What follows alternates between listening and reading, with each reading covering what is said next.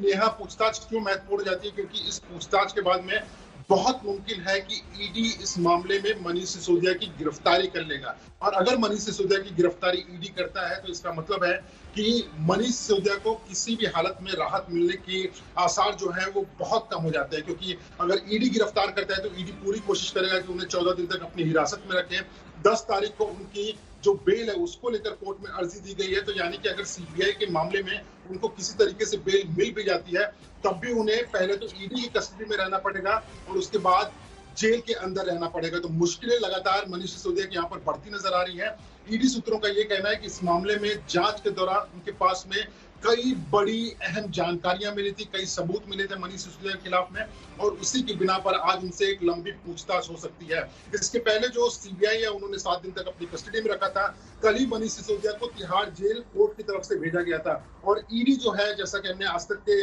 दर्शकों को पहले ये जानकारी दी थी कि सीबीआई की कस्टडी के बाद में ईडी अपनी पूरी तैयारी में है। तो जैसे ही मनीष सिसोदिया सीबीआई की कस्टडी से जेल में जाते हैं, ईडी ने पूरी तैयारी करके रखी थी और आज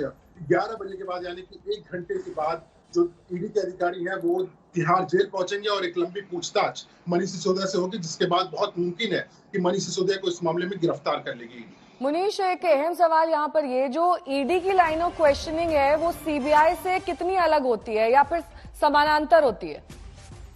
जी देखिए, इसमें बहुत बड़ा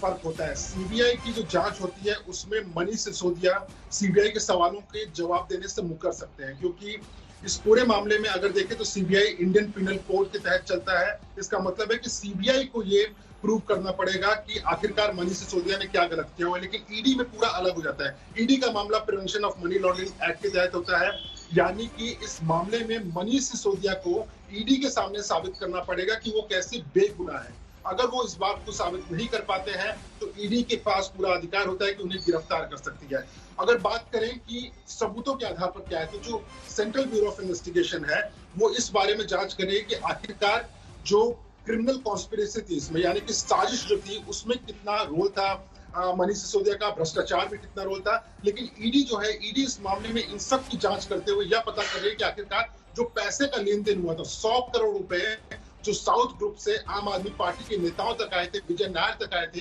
वो पैसों के बारे में मनीष सिसोदिया को जानकारी थी या नहीं थी। और ईडी का ये कहना है कि इस बारे में उनके पास में 100 करोड़ रुपए का मनी ट्रेल है कि कैसे आम आदमी पार्टी के नेताओं को पैसा मिला जो कि गोवा चुनाव में इस्तेमाल हुआ था, लोगों ने अपने लिए इस्तेमाल किया। तो इन सब के सबूत ईडी का ये कहना है कि उनके पास में है। तो जांच पूरी तरह से अलग होने वाली है और जो ईडी का मामला है उसमें कहीं ना कहीं मुश्किलें, मुश्किल लगातार सिसोदिया के लिए बढ़ती जा रही हैं, क्योंकि वो पहले से ही तिहाड़ जेल में मौजूद है। लेकिन अगर ईडी द्वारा आरोप साबित हो जाते हैं, लाइन ऑफ क्वेश्चनिंग एकदम अलग होती है उनकी सीबीआई से, ऐसे में ईडी भी गिरफ्तारी कर सकती है मनीष सिसोदिया की।